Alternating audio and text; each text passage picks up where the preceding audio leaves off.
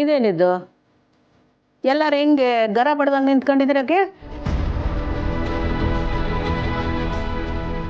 ಪುಟ್ಟಕೋ ಗನ ಬಡಿಯೋದೇನು ದೊಡ್ಡ ಸಿಡ್ಲೆ ಬಡ್ದೈತೆ.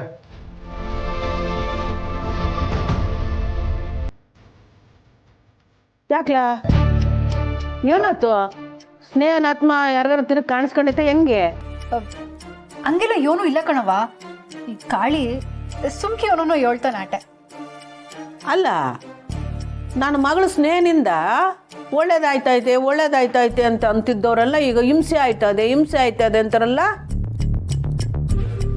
ಇವಯ್ಯ ನೋಡಿರೆ ನಾನು ಸ್ನೇಹನ ಮಕ್ಕ ನೋಡ್ದೆ ಅಂತ ಗಾಬರಿ ಪಟ್ಕೊಂಡು ಜಗಲಿ ಮೇಲೆ ಕೂತ್ಕೊಂಡವೆ.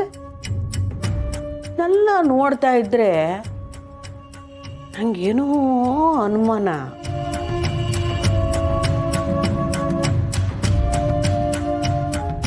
ಏನ್ ಅನುಮಾನವ? ಇದನ್ನೆಲ್ಲ ಯಾರ ಬೇಕು ಅಂತಲೇ ಮಾಡ್ತಾವ್ರೆ ಕಣವಿ.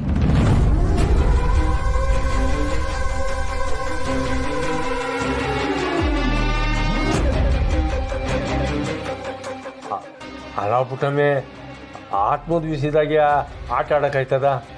ಇಲ್ಲ ಇದ್ರಾಗೇನೋ ಬೇರೆ ಉದ್ದೇಶ ಐತೆ.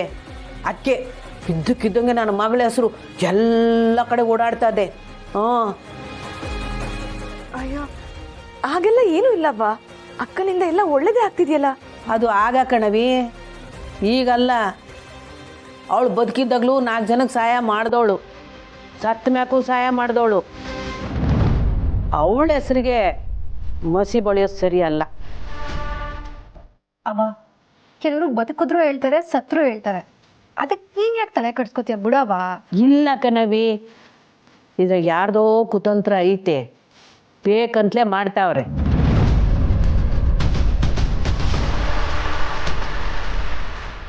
ಹಿನ್ನೆಲೆ ಒಳಗೆ ಯಾರೋ ಆಟ ಆಡಿಸ್ತಾವ್ರೆ ಅಂತ ನಂಗೆ ಅನಿಸ್ತಾ ಐತೆ. ಯಾರಿರ್ಬೋದು? ಒಂದು ವೇಳೆ ನನ್ನ ಕೈಗೆ ಅವ್ರು ಯಾರು ಅನ್ನೋದು ಸಿಕ್ಕಂಬಿಟ್ರೆ ಮಾತ್ರ ಮುಂದೈತೆ ಅವ್ರಿಗೆ ಮಾರಿ ಹಬ್ಬ. ಸುಮ್ಮನೆ ಬಿಡ್ತೀನಿ ಅವ್ರನ್ನ.